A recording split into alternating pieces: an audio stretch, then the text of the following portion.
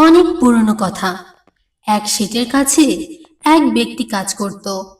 শেঠজি ওই ব্যক্তিকে খুব বিশ্বাস করত। শেঠের যা জরুরি কাজ থাকতো সব ওই ব্যক্তি করত। ওই ব্যক্তি পরম ভক্ত ছিল। সেই ব্যক্তি সদা ভগবানের চিন্তা, ভজন কীর্তন স্মরণ সৎসঙ্গ করত। একদিন সেই ব্যক্তি শেঠজির কাছে জগন্নাথ ধাম যাত্রার জন্য ছুটি চায়। শেঠজি ছুটি দিল আর সেই ব্যক্তিকে বলল, ভাই, আমি তো সংসারী মানুষ, সব সময় ব্যবসার কাজে ব্যস্ত থাকি, তার কারণে কখনো তীর্থযাত্রার সুযোগ হয় না। তুমি তো যাচ্ছ, এই 100 টাকা আমার নামে প্রভু জগন্নাথের চরণে সেবায় সমর্পিত করে দিও। সেই ব্যক্তি টাকাটা নিয়ে জগন্নাথ দর্শনে যাত্রা শুরু করলো। অনেক দিন পায়ে হেঁটে যাত্রা করে সে জগন্নাথপুরী পৌঁছালো। মন্দিরে যাওয়ার সময় সে রাস্তায় দেখলো অনেক সাধু সন্ত, ভক্তজন, বৈষ্ণবজন হরিনাম সংকীর্তনে খুব আনন্দ করছিল। কীর্তনের আনন্দে তাদের চোখ থেকে অশ্রুধারা পড়ছিল। জোরে জোরে তারা হরিবোল হরিবোল বলছিল। সংকীর্তনে খুব আনন্দ হচ্ছিল। চারিদিকের সকল ভক্তরা এসে ওখানে দাঁড়িয়ে হরিনাম সংকীর্তনের আনন্দ নিচ্ছিল। সেই ব্যক্তি দেখল সংকীর্তনরত সব ভক্তজনদের সংকীর্তন করতে করতে তাদের ঠোঁট শুকিয়ে গেছে। দেখে মনে হচ্ছে তারা খুব ক্ষুধার্ত। সে এই ক্ষুধার্ত ভক্তদের দেখে চিন্তা করলো, শেঠজি আমাকে যে টাকা দিল তার থেকে ভক্তদের ভোজনের ব্যবস্থা করি। সে ব্যক্তি ওই 100 টাকা থেকে ভোজনের ব্যবস্থা করলো। সবাইকে 98 টাকা দিয়ে ভোজন করালেন। সকলে খুব তৃপ্ত হলেন। তার কাছে শুধু 2 টাকা আছে।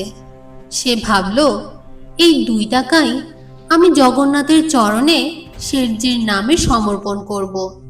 যখন আমি শেঠের কাছে পৌঁছাবো, আমাকে টাকার কথা জিজ্ঞেস করলে বলবো 100 টাকা আমি জগন্নাথের চরণে সমর্পণ করেছি। ভক্ত সেই ব্যক্তি আকুল মনে জগন্নাথের দর্শন করল। মন্দিরে প্রবেশ করে শ্রী জগন্নাথ দেবের এমন অপূর্ব রূপ নয়ন ভরে দর্শন করে নিজের হৃদয়ে তার রূপ মাধুরী বিরাজমান হলো।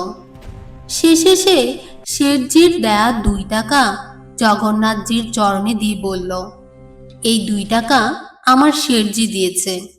ওই রাতে শেঠজি স্বপ্ন দেখল শ্রী জগন্নাথজিকে। জগন্নাথ স্বপ্নে এসে বলল শেঠজিকে, তোমার 98 টাকা আমি পেয়েছি। এই বলে জগন্নাথজি অন্তর্ধান হয়ে গেলেন।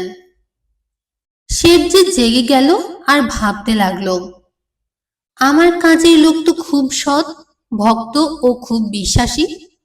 হঠাৎ কি এমন হলো? কি এমন দরকার পড়লো আমার দেয়া টাকার থেকে 2 টাকা ভগবানকে কম দিল? সেই 2 টাকা কিসে খরচ করলো? কি এমন প্রয়োজন পড়লো? এইসব কথা শেঠজি বিচার করতে লাগলো মনে মনে।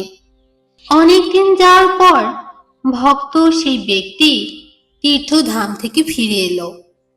শেঠজি তখন তাকে জিজ্ঞাসা করলো, আমার টাকা জগন্নাথজিকে সমর্পণ করেছে তো?